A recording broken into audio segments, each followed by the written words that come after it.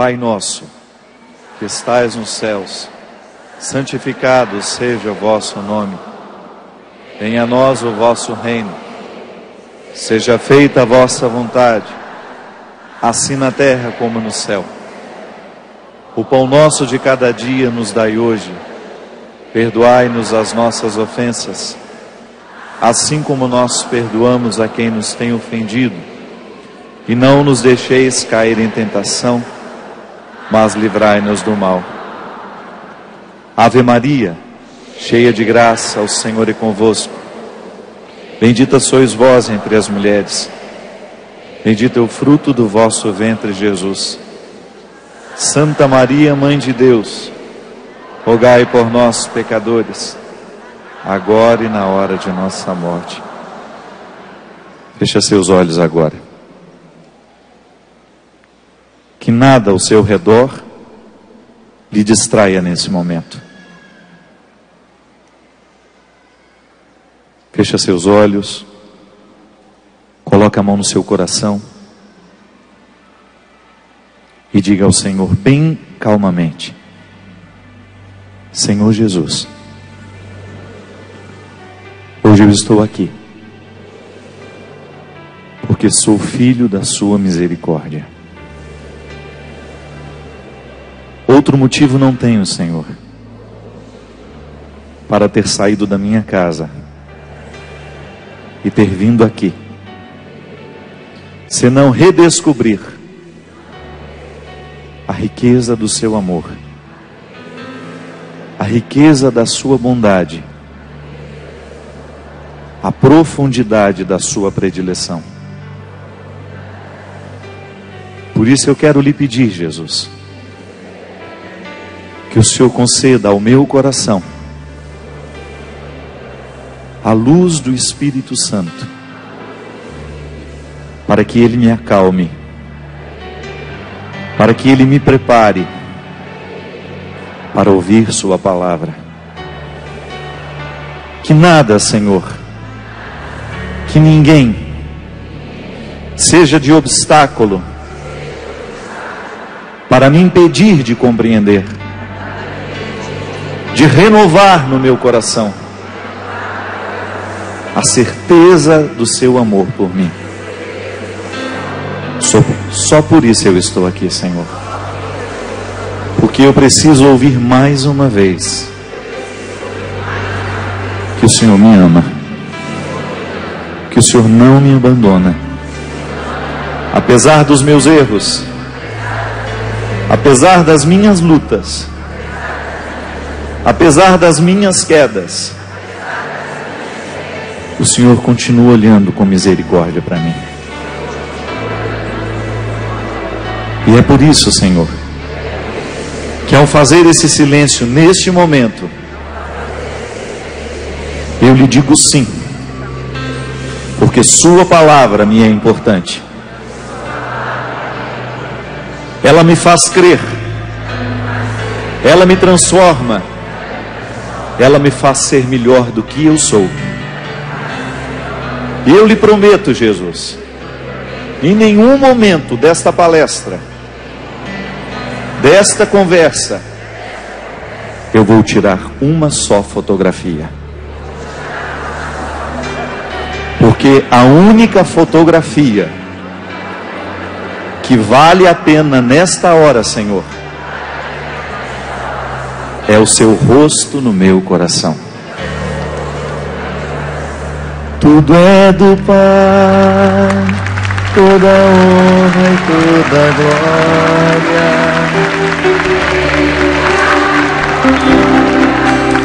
Alcançar minha vida.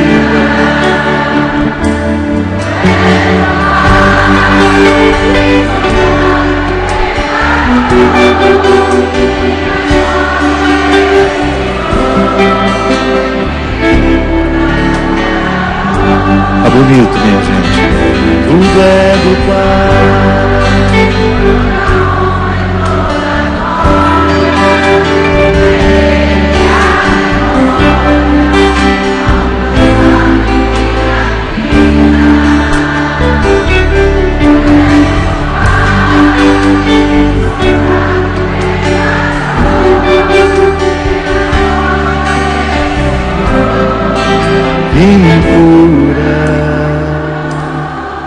Agora, se você quer verdadeiramente tirar essa fotografia de Jesus, para levá-la dentro do coração, abre bem o seu coração agora, porque Jesus vai passar entre nós, da mesma forma como passou naquele tempo, olhando com misericórdia para o seu povo. Porque por onde Jesus passa, em todo e qualquer lugar que sua palavra é pregada, os milagres acontecem. E eu, minha gente, do fundo do meu coração, não posso compreender que haja um milagre mais bonito do que esse, do que um coração que antes não se amava voltar a se amar. Um coração que antes era cheio de rancores voltar a ser feliz porque reaprendeu a perdoar. Nenhum milagre pode ser mais belo do que este, do que um pecador reencontrar o caminho. Nenhum milagre pode ser mais precioso do que esse, que um miserável redescobrir o direito de estar sentado à mesa, de saber que o banquete foi preparado para ele. Porque a grande consequência do pecado na nossa vida é gerar dentro de nós uma repulsa por nós mesmos. Quantas vezes nessa vida você teve repulsa por você mesmo?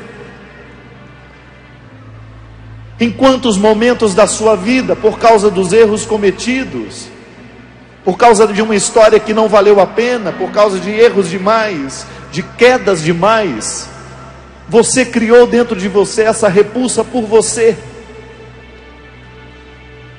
E no momento em que você criou essa repulsa por você, você deixou de cultivar aquilo que verdadeiramente pode lhe fazer feliz. A grande consequência do pecado na nossa vida é que ele vai nos colocando contra nós mesmos. Ela vai nos colocando contra nós mesmos, como se nós estivéssemos julgando o contrário. A grande consequência do pecado na vida de uma pessoa, a consequência dos erros, não é o tempo que o erro conta, não é o tempo que o erro dura, mas é a consequência que ele vai gerando dentro de nós. O meu esforço como padre é esse: é encontrar os miseráveis morais, é encontrar os miseráveis em todos os sentidos e recolocar neles essa consciência: Deus ainda ama você.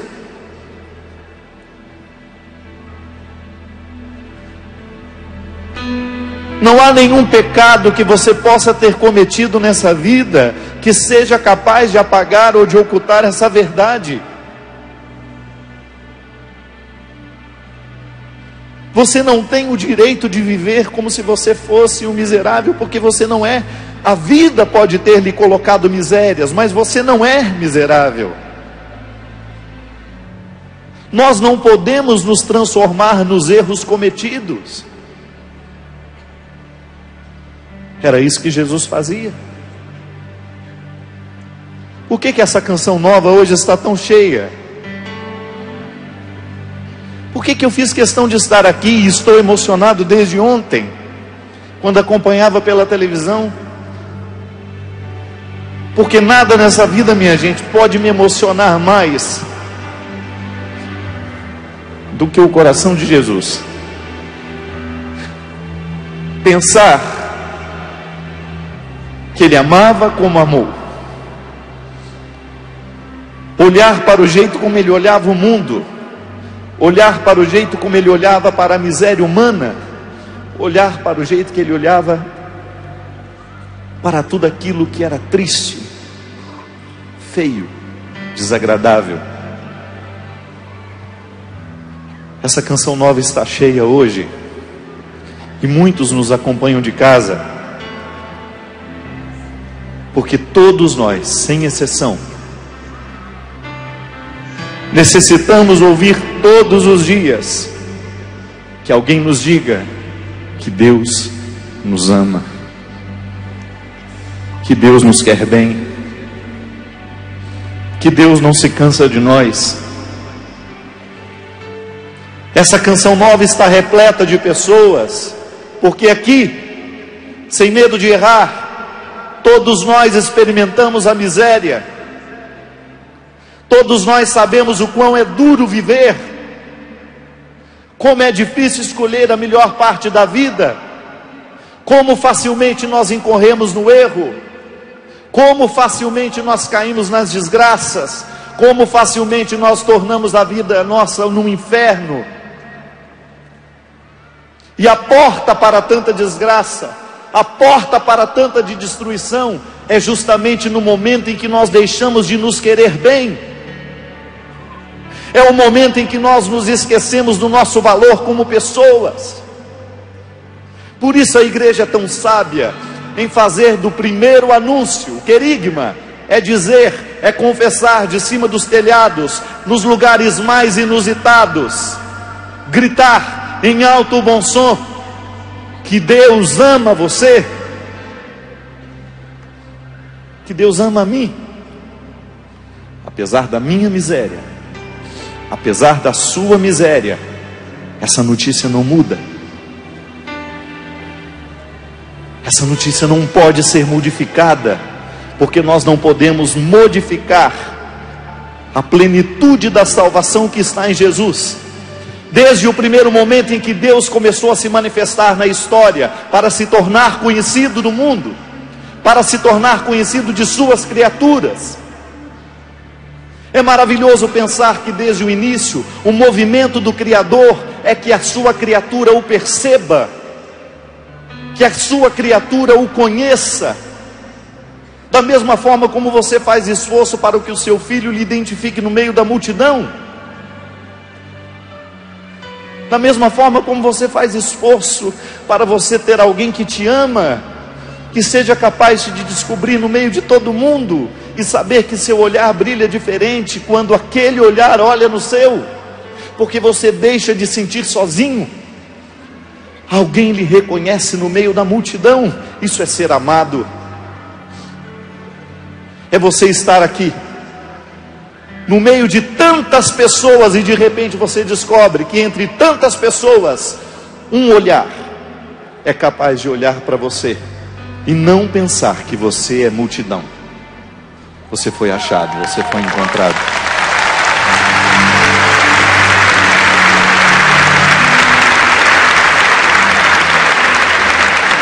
Eu fico pensando que a revelação de Deus na história é isso. É Deus olhando para a gente, fazendo questão de que você olhe para Ele assim. Você diminui a solidão de Deus. Ele não é só um Criador. Ele não quer ser olhado apenas como um Criador. Por isso Ele se manifestou na história de Israel, e foram tantos os equívocos na compreensão. Chegaram a adorar um bezerro de ouro, chegaram a confundi-lo com tantas outras coisas, mas o Criador não queria outra coisa senão que a sua criatura o conhecesse, que o reconhecesse no meio de tantas divindades profanas que existiam naquela época. A grande diferença do judaísmo é justamente esta: propõe um único Deus. Aquelas religiões daquela época tinham inúmeras divindades. O esforço do Criador na sua revelação era: olhem para mim, eu sou um só, diminua a minha solidão. Se humanamente falando pudéssemos dizer isso. E Deus foi fazendo esforço, foi se revelando, até chegar nele. O motivo dessa festa de hoje. Eu não sei o dia que você encontrou Jesus. Eu não sei como foi que você escutou falar sobre Ele. Qual foi a notícia que você teve a respeito de Jesus? Eu não sei dizer. se você o conheceu através das histórias que sua mãe contava dele. Eu não sei se você escutou falar que ele fazia milagres. Eu não sei se você escutou falar que ele ressuscitava os mortos. Eu não sei se foi o padre da sua igreja que foi o primeiro a falar de Jesus para você.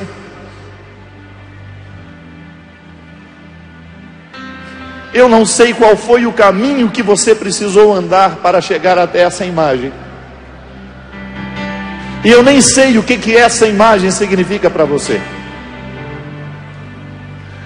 Mas eu sei o que ela significa para o Pai.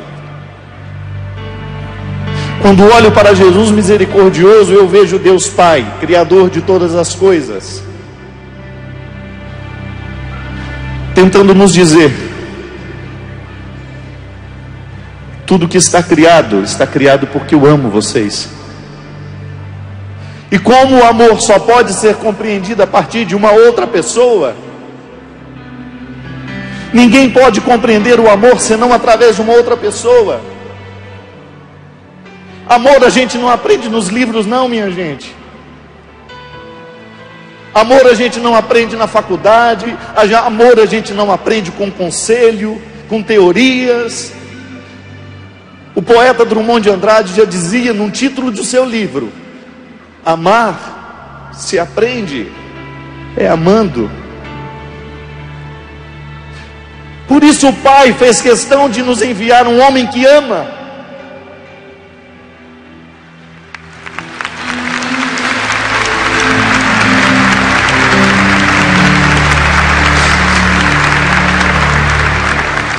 Um homem corresponsável, porque conhece a lei, porque é um bom judeu. Não é um homem que relativiza a religião. Não é um homem que fala bobagens porque ele era preparado.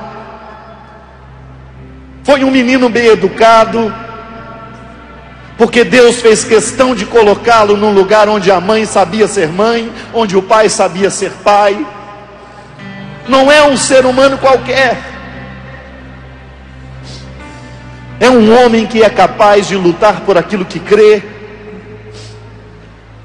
É um homem que leva até as últimas consequências os resultados de sua fala, de sua postura. Não é um medroso, não é um mentiroso.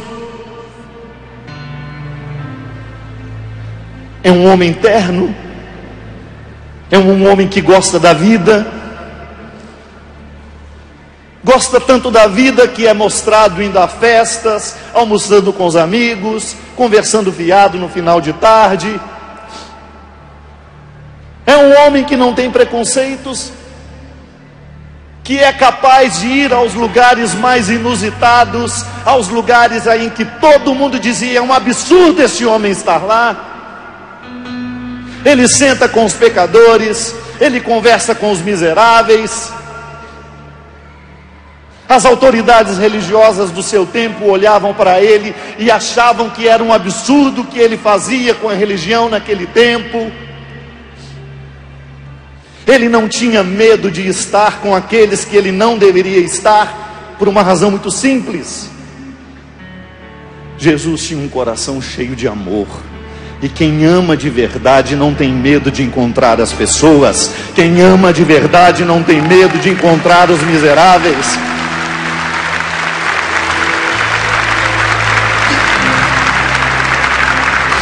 Sabe por que nós muitas vezes temos medo de estar com os miseráveis?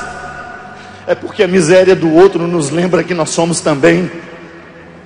Então é muito mais fácil eu me fechar no meu mundo santo e esquecer que eu também sou miserável, porque quando eu estou diante de um miserável, eu me lembro que sou também.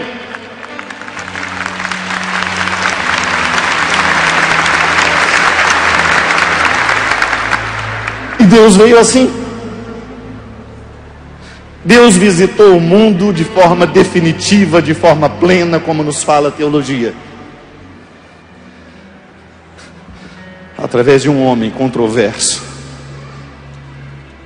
com uma capacidade danada de criar confusão, mas de resolvê-las com sua capacidade de amar. Um homem que era capaz de olhar a aparência, de nela não se prender e descobrir que por trás daquela aparência pavorosa, cheia de repulsas, ali existia um coração necessitado de Deus. E por isso ele não tinha medo. Ele ia, ele avançava os territórios, ele saía dos muros de Jerusalém, ele se sentava com os leprosos, ele se sentava com as prostitutas, e ele ficava amigo das prostitutas. Uma coisa é você passar, visitar, ir embora. Outra coisa é você levar a prostituta com você, porque você convenceu de que a vida podia ser nova e diferente.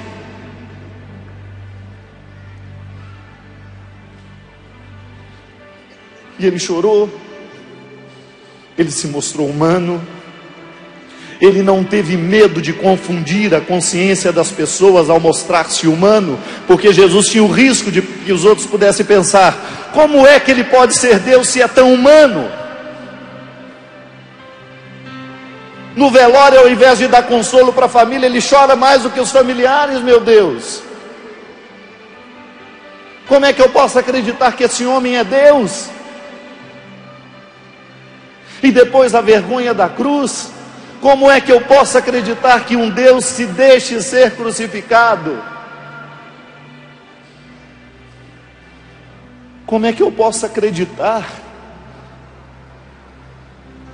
num Deus que se senta para comer com quem não vale nada?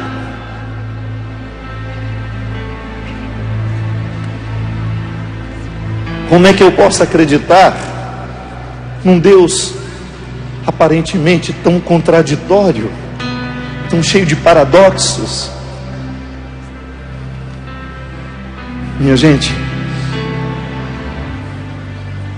eu não sei como foi que Deus entrou na sua vida, eu não sei como foi que Ele lhe apresentou Jesus, mas hoje eu vivo a festa da misericórdia com tanta emoção, porque hoje eu posso dizer para vocês que foi assim que eu o conheci. E tive a graça de ter inúmeros representantes dele para me ensinar humanamente como nós podemos segui-lo, sendo divinos e sendo homens. Agradeço muito a Deus, porque hoje na festa da misericórdia eu posso dizer que eu sou um filho dela. O Deus que me ensinaram é este. O Deus que eu conheci não é um Deus de fachadas, não é um Deus de hipocrisias. O Deus onde eu resolvi mergulhar a minha vida sacerdotal é esse Jesus da festa de hoje. Ele que tem inúmeras facetas, mas que tem essa absolutamente sedutora, e que diz, através de Santa Faustina, com tanta coragem, que a alma fraca, pecadora, não tenha medo de se aproximar de mim, pois mesmo que os seus pecados fossem mais numerosos que o grão de areia da terra, ainda assim seriam submersos no abismo de minha misericórdia.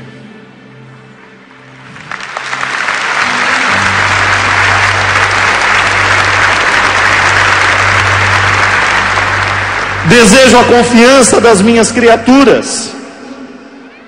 Exorta as almas a uma grande confiança na minha misericórdia. Que a alma fraca, pecadora, não tenha medo de se aproximar de mim. Para isso eu fiquei padre. Para retirar o seu medo de aproximar-se dele. Para quem sabe ser um instrumental cirúrgico de cortar dentro de você, de jogar fora, da mesma maneira como o cirurgião retira o que mata, retirar o câncer espiritual que cresce dentro de nós, alimentado pelo autodesprezo, pela falta de amor que o pecado coloca dentro de nós. Eu não posso libertar você do seu pecado, porque eu não tenho como viver a sua vida. Eu tenho como instrumental, ministro do sagrado, de fazer de tudo para que você se afaste do pecado, mas eu não tenho como entrar dentro de você e retirar o pecado, essa tendência da concupiscência que você traz. Mas eu tenho a possibilidade, com a minha pregação, com a minha vida, com o meu jeito de ser, fazer de tudo para que o seu medo esteja cada vez menor, que você não tenha medo de Deus. E o medo de Deus termina no momento em que nós escutamos tudo isso que nós escutamos a respeito de Jesus. Se Ele amava os miseráveis, Ele pode amar a mim também. Se Ele amava aqueles que aparentemente não valiam nada, que eram causa de escândalo para todos, Ele pode amar a mim e a você também. Não há absolutamente nada na sua vida que hoje não possa ser curado pela misericórdia de Jesus. Nada. Absolutamente nada.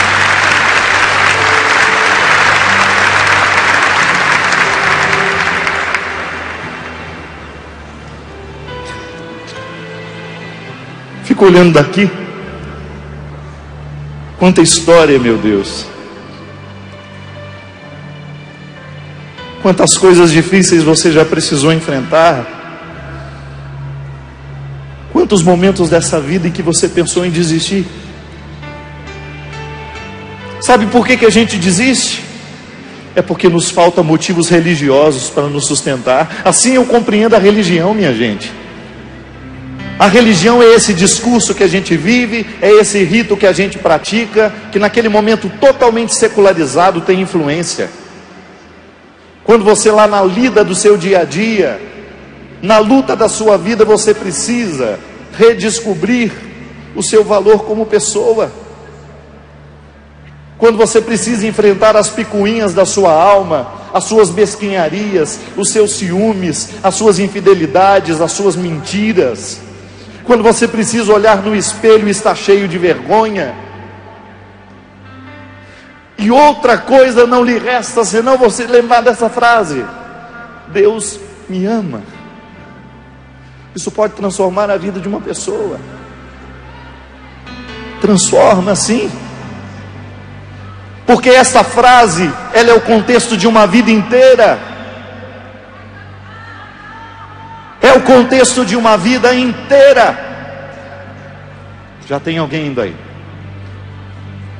Deus me ama é o contexto de uma vida inteira. Não é por acaso que você tem o direito de dizer isso. Deus ama você porque antes Ele amou Lázaro. Deus ama você porque antes Ele amou Madalena. Deus ama você porque antes Ele amou Pedro, Ele amou João, Ele amou Judas.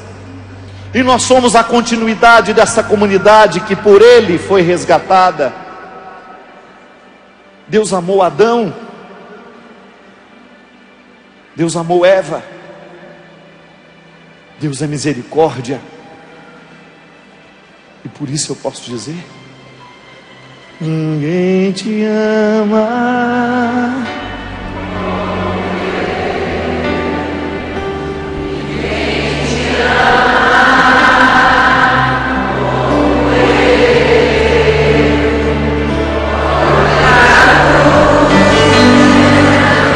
Porque eu te amo. Ninguém te ama como eu. Mais uma vez.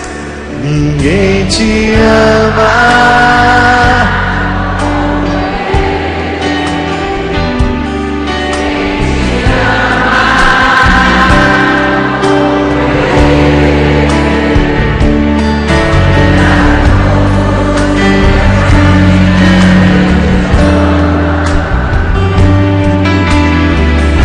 Ninguém te ama.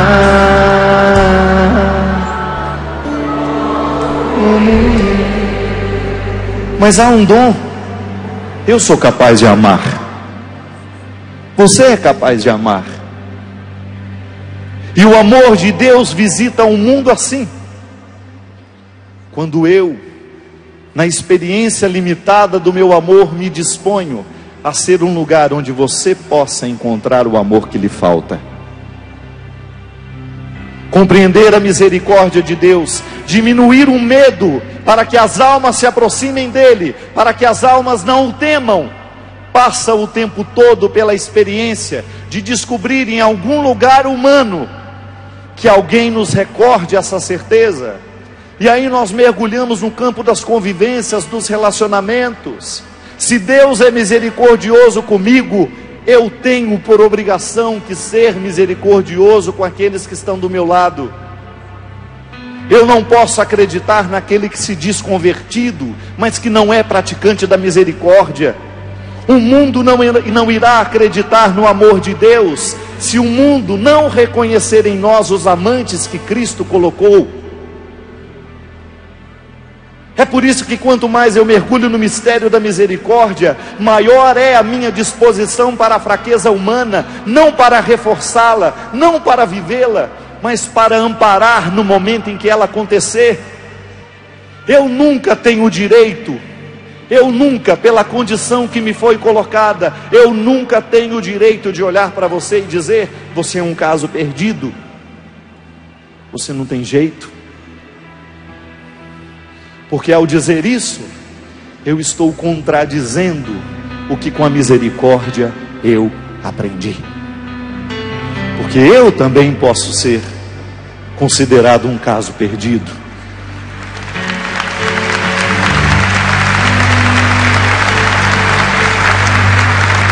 Quem aqui, eu desafio, quem aqui em algum momento da vida ouviu esse desaforo? Alguém olhou para você e disse: você é um caso perdido. Ainda bem que você não acreditou nessa história.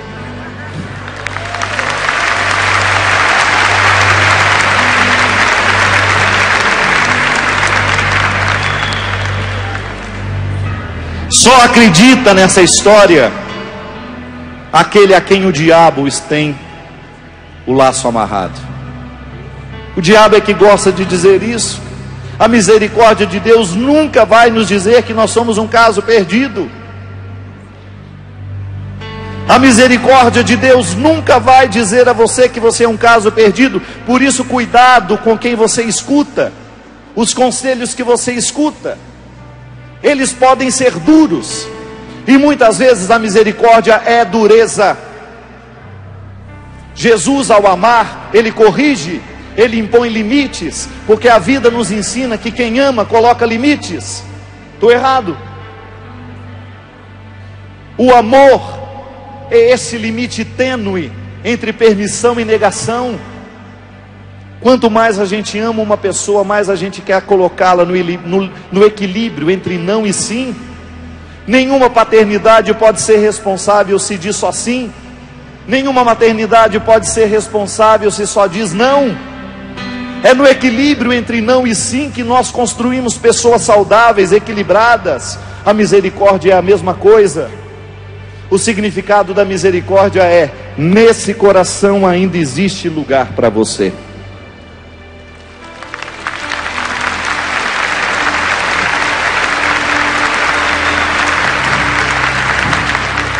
Tem uma coisa pior que a gente ser barrado numa festa. Você chega lá de sapão, né? Ainda tem aquele sapão atrevido, bicudo, que ainda leva o presente para o aniversariante, né? Nem foi convidado, meu Deus, e está lá na porta com o presente. Aí o outro só manda falar assim: não, conheço não. É uma humilhação. Humanamente falando, nós somos humilhados. Humanamente falando, as pessoas olham para nós e dizem: aqui você não tem lugar mais. Humanamente falando, nós experimentamos isso. No meu coração você não cabe mais. Em Deus não. Aí a gente respira aliviado e pensa: se eu acreditar verdadeiramente que no coração de Deus há sempre um lugar para mim, eu vou mudar de vida logo. Eu vou mudar as minhas atitudes, eu vou mudar as minhas condutas, porque isso é precioso demais. E aí a gente descobre o lado positivo do anúncio do Evangelho. O anúncio do Evangelho não é para nos proibir de nada. O anúncio do Evangelho é para nos permitir a vida. E no momento que você escolhe pela vida, você descobre o avesso, que é a negação da vida. Então cria-se dentro de você este lugar onde Deus fala, que se chama consciência. Quer saber se você está no caminho certo? É só saber se você está conseguindo dormir todo dia à noite, deitando a cabeça no seu travesseiro, satisfeita, sendo o ser humano que você está sendo. Porque se tem um efeito de Deus na nossa vida, minha gente, é noite bem dormida.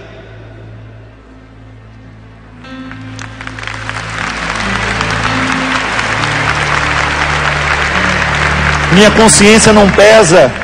Tem gente que a consciência está tão pesada que ela não consegue virar no travesseiro. Consciência pesada por quê? Porque não está fazendo esta ponte. Veja bem que os raios do coração de Jesus estão direcionados para o chão. Que belezinha do olhar dele. Os raios estão posicionados no chão, na história. Eles poderiam muito bem estar voltados para cima, para mostrar a grandeza desse amor. A simbologia do artista poderia muito bem estar a serviço da transcendência. Joga para cima esses raios para a gente mostrar que o amor de Deus é grandioso. Não. Quis mostrar a grandeza atingindo o chão. É assim. Porque é aqui no chão que mora a miséria humana. E eu tenho orgulho de colocar a minha miséria sob esses pés. Porque eu prefiro muito mais ser um miserável sob os pés de Jesus, a ser um vitorioso sob o rabo do diabo.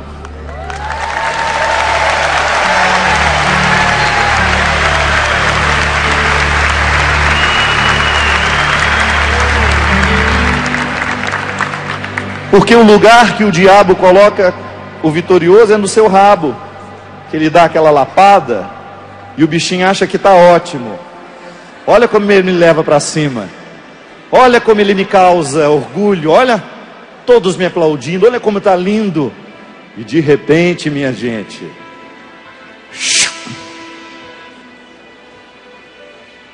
aí aquela velha história, o pavão de hoje é o espanador de amanhã.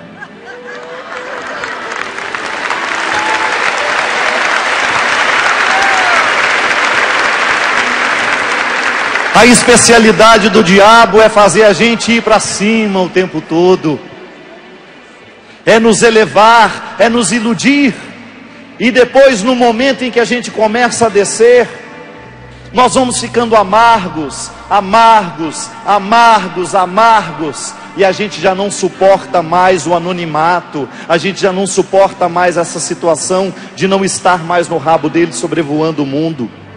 É aqui. Esse é o papel de todo mundo que quer ser grande na vida, sob os pés de Jesus, porque Ele nos coloca sob a sua proteção. Debaixo deste pé ninguém chega.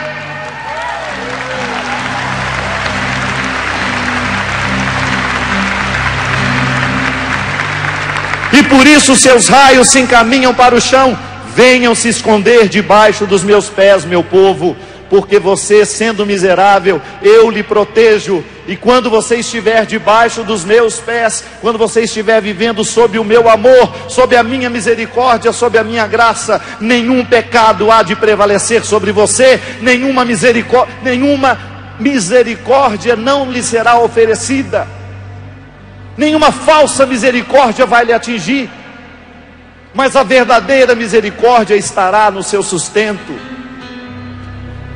Como o pintinho que corre para debaixo das asas da galinha toda vez que ele fica ameaçado. É uma belezinha você ver. Esse que é todo assim, ó, descobrindo o mundo, né?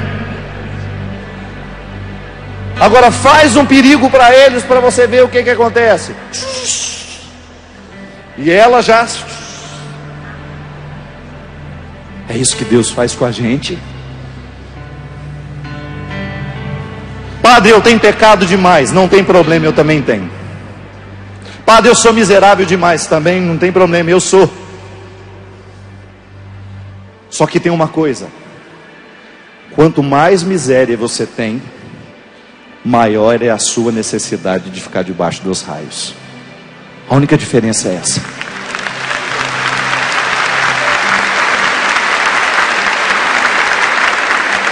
Eu não estou nem aí com aqueles que se acham melhores do que nós.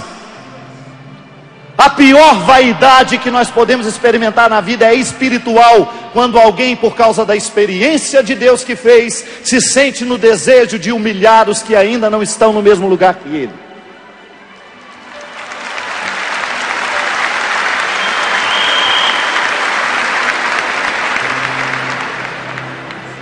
Vaidade espiritual é uma contradição com a santidade, é uma contradição com o coração desse homem, que em nenhum momento se colocou acima de ninguém. O único momento que Jesus se colocou acima dos outros foi na cruz, para morrer.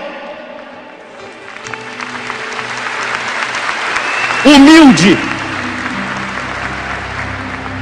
Foi o único lugar em que ele realmente esteve acima de todo mundo, mas humilhado, mostrado na sua indigência humana, crucificado, para que eu, que também sofro das minhas misérias, pudesse vir aqui me esconder debaixo desses raios. Hoje é a festa dos raios, hoje é a festa do amor, hoje é a festa da misericórdia, hoje é a festa dos miseráveis.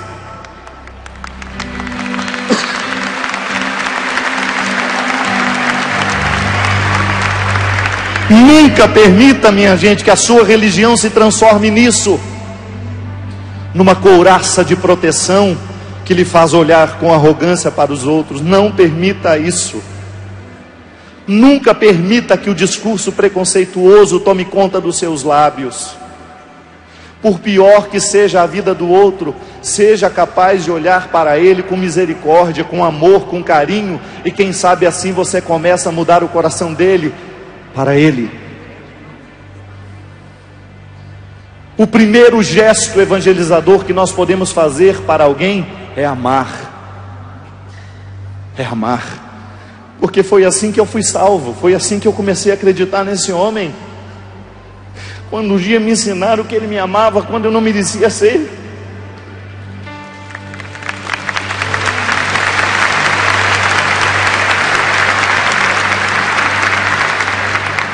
Quando envergonhado pela vida que eu estava vivendo, um sacerdote, um verdadeiro sacerdote do Altíssimo, me encontrou no meio de um corredor escuro, e quando eu vi a sua sombra, eu reconheci o seu coração, porque quando eu vi a silhueta, eu sabia que era ele. Eu já sabia que aquele padre era metido a ser parecido com Jesus. E na hora que ele me viu, era quase 4 horas da manhã, e eu não conseguia dormir, amargurado com a minha vida, amargurado com todos os pecados que eu estava vivendo naquela época. Eu já um consagrado, ainda não era padre, era um estudante. No meio daquele corredor, ele me viu de longe, parou onde estava. Ele poderia muito bem ter entrado no quarto dele, mas não. Ele parou e falou assim: meu filho, o que você está fazendo acordado uma hora dessa? Eu me aproximei dele e não tive coragem de contar por que eu estava acordado até uma hora daquela. Mas quem ama não precisa contar muita coisa. Ele me abraçou, da mesma forma como Jesus abraçou muita gente pela vida fora, e deixou que eu chorasse. Eu acho que eu chorei uns 10 minutos sem dizer uma palavra, mas um choro de soluços, de arrependimentos. Como se naquele choro eu pudesse lavar o meu passado, como se naquele choro eu pudesse reencontrar a minha vocação, como se naquele choro eu pudesse me livrar de todas as minhas traições, de tudo aquilo que em mim era pesado, de tudo aquilo que em mim era lixo. E fazendo um carinho no meu rosto, um carinho sacerdotal no meu cabelo, sem me perguntar absolutamente nada, ele me diz assim: meu filho,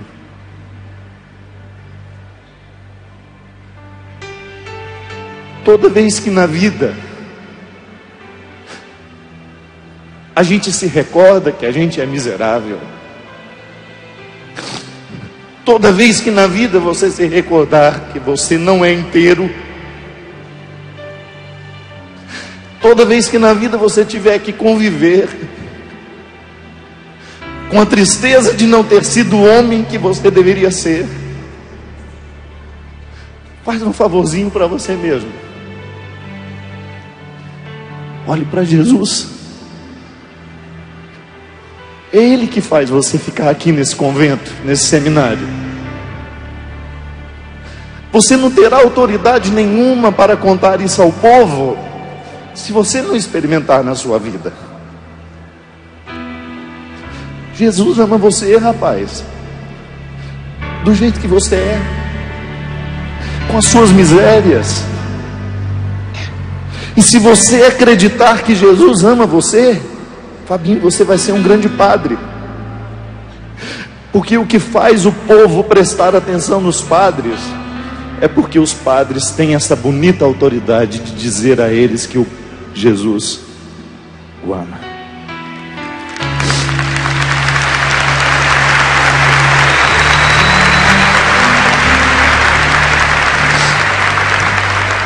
Quando você tiver a oportunidade, conte isso para o povo. Nas pregações que você vai fazer como padre, se você ficar padre, conta para o povo que você precisa da misericórdia dele. O povo gosta de ouvir que a gente é fraco e que a gente tem Deus no nosso coração para nos ajudar a vencer essas fraquezas. Aí, me olhou, eu estava com uma garrafa de água mineral nas mãos, e ele falou assim: Deus é igual essa água que está dentro da garrafa, viu? Se você guardar, ele envelhece. Toma sempre. E a torneira está lá para você enchê-la novamente.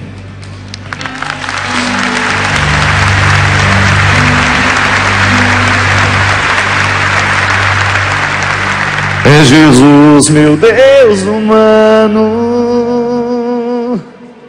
Por isso eu fiz essa música. É Jesus, meu Deus humano. Jesus me encontrou no meio do corredor e falou comigo pelos lábios do Padre Léo, minha gente.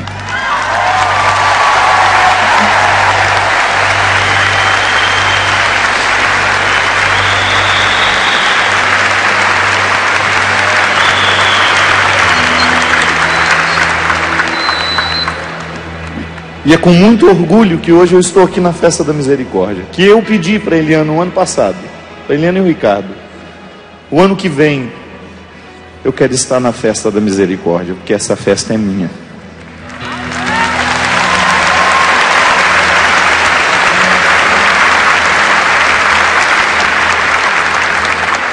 Porque essa imagem é a minha. Eu me identifico com esse olhar, eu me identifico com essa mão levantada, porque para mim essa mão levantada é mão de cuidado. Esteja alerta, esteja atento. Mas a outra mão nos conduz para o restante da frase: esteja atento, mas esteja aqui, esteja em mim, esteja em mim.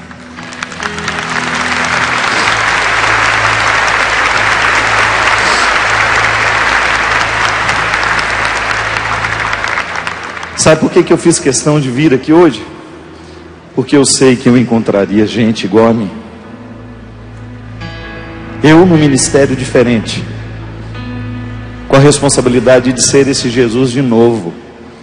Mas eu só tenho condições de ser Jesus de novo se eu me reconciliar com as minhas fraquezas, porque senão eu viro um padre hipócrita, cheio de receitas mágicas, pseudo-humildade. Eu não quero. Hoje eu estou aqui para olhar para vocês e para dizer que eu continuo comprometido com vocês. Quero retirar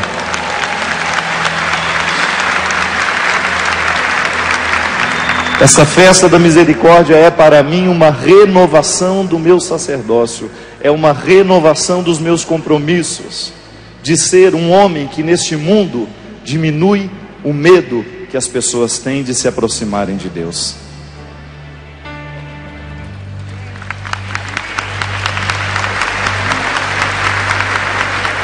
Quando a solidão doeu em mim, quando o meu passado não passou por mim, quando eu não soube compreender a vida, tu vieste compreender por mim.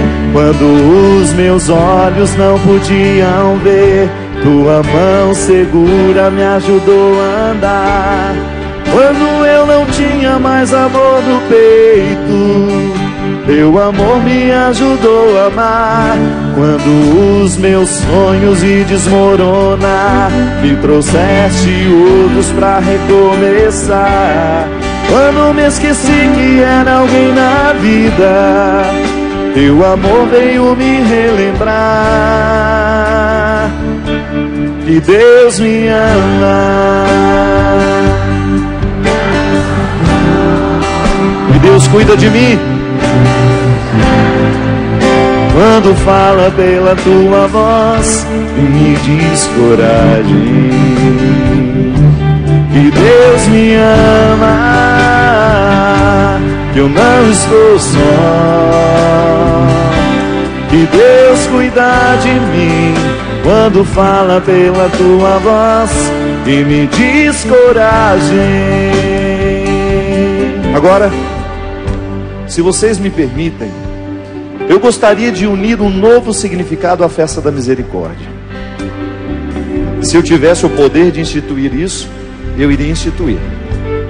A misericórdia tem que ser, Salete, o dia do amigo. Dia do amigo. Sabe por quê? Porque são os nossos verdadeiros amigos que nos ensinam a misericórdia.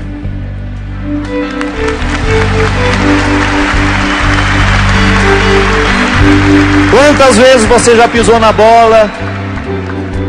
Quantas vezes você já fez tudo errado, mas o verdadeiro amigo está lá, pronto para estar ao seu lado, não tem vergonha de você, não é? E amigo não é só aquele que entrou na nossa vida, não. Amigo é aquele que lhe deu a luz, a sua mãe.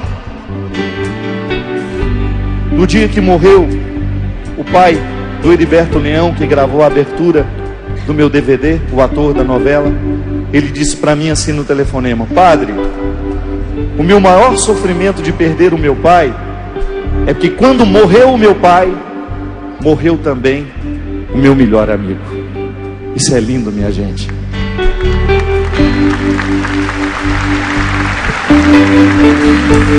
E a festa da misericórdia nos recorda isso, que o amor, quando você é amado de um jeito certo, quando ninguém pode esquecer alguém que lhe deu uma segunda chance, nós nunca na vida vamos esquecer aquele que nos amou e que nos ofereceu uma segunda chance.